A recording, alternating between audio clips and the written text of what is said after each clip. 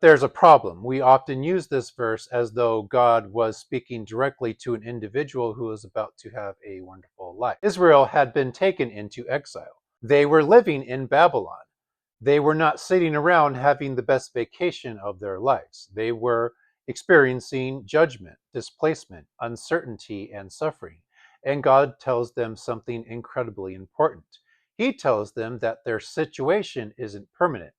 But here, the part we often miss is God wasn't promising them immediate prosperity. In fact, earlier in the chapter, God tells them to build houses, plant gardens, have family, seek the welfare of the city where they had been carried into exile.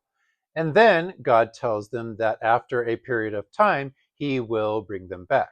So Jeremiah 29:11 isn't saying everything is about to go exactly the way you want, but rather what it is saying is, even in your suffering, I have not abandoned you. That's a very different promise. And honestly, it's a promise that can speak to people going through difficult seasons much more deeply.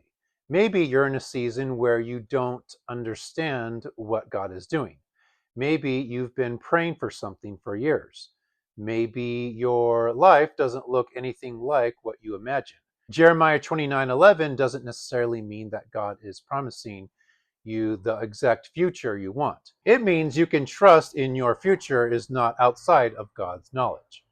God sees what you cannot see, and that's an important distinction that we need to know. Faith doesn't mean believing that God will give you everything you want.